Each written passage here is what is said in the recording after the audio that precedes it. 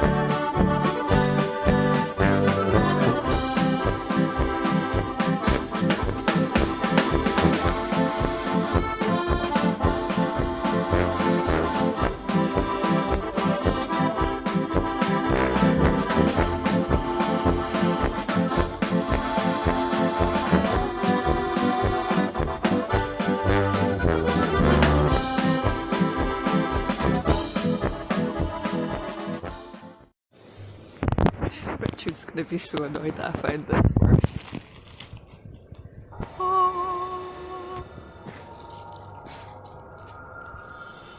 Oh my god, look. It's a little safari guy. With a butt plug. Okay, so here's all the stuff that we found in the Kelvin. I've found out some bits and bobs about some of the pieces, but not everything, and yeah, so hoping somebody out there can identify one or two of the things. So the first thing is, this is a letter from a number plate, and it's aluminium, and it is made by Ace, which I looked up, and Ace Peak plates, so they made number plate digits and letters and stuff from the 30s through to the 60s apparently, and then they are still going, and they acquired all the die sets and die casting equipment from the original company in 1998, so I don't know when this is from. It looks like it might be older than 98. There was like an old car engine and bits and lying in the riverbed, so it could be from 60s or prior to then, who knows. Interesting. And then there's this thing which I thought was a bottle stopper, but it's got little contact bits, so I think I looked it up, and Lucas Industries Limited they were a Birmingham-based British manufacturer of the motor industry. So they made car batteries and starter motors and lights and things for cars and aircraft. So I don't know what this went into. It's got a thread on it, so I assume it screws into something. And these little bits on either three holes on that, and then 3 holes there. So I don't know, I thought it might be like a cap off the top of a battery or something, but I can't find any pictures of it, so that's a mystery. So if you know what that is, let me know.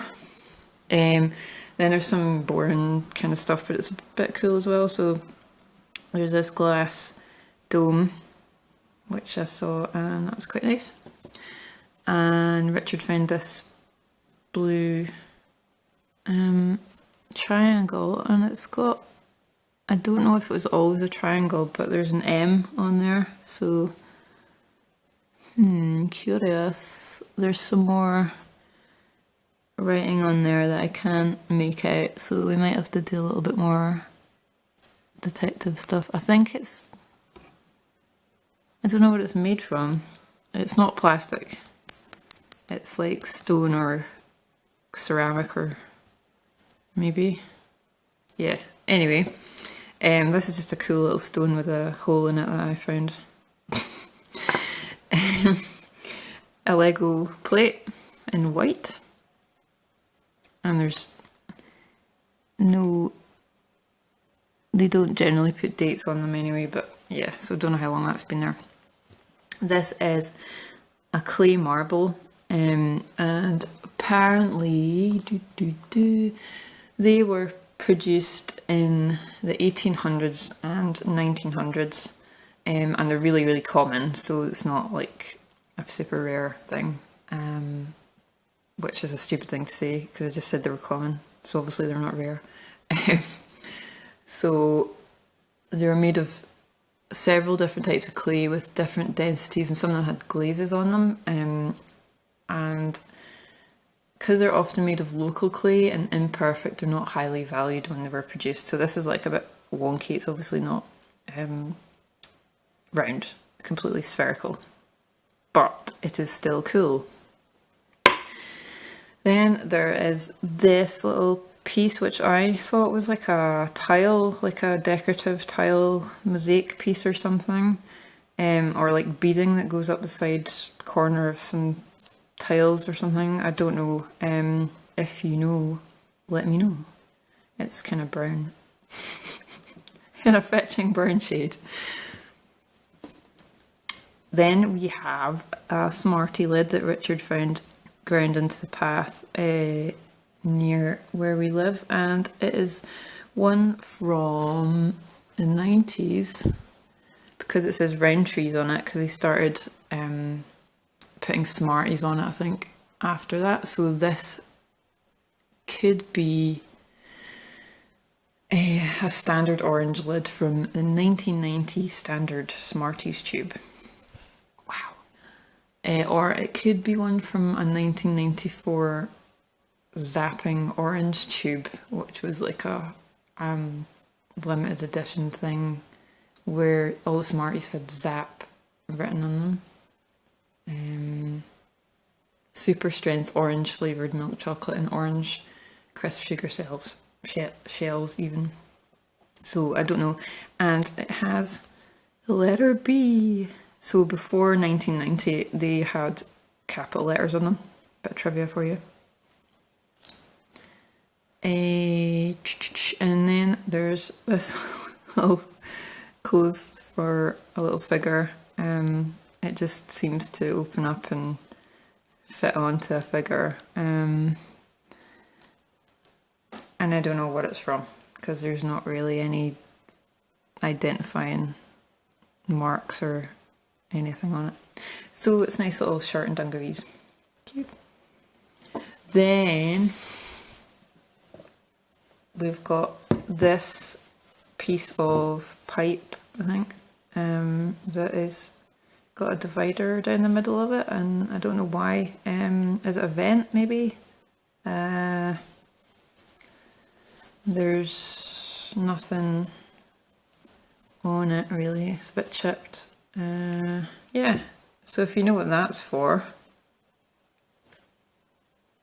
Cables? Yeah, I don't know. And then there is this thing, which is quite heavy. It looks like an egg cup, but it's not, obviously. It's yeah, really heavy kind of metal thing. Is it off a car? It looks like it could be off a car. Anyway, no marks on it, so any ideas if you know what it might be, just give us a toot.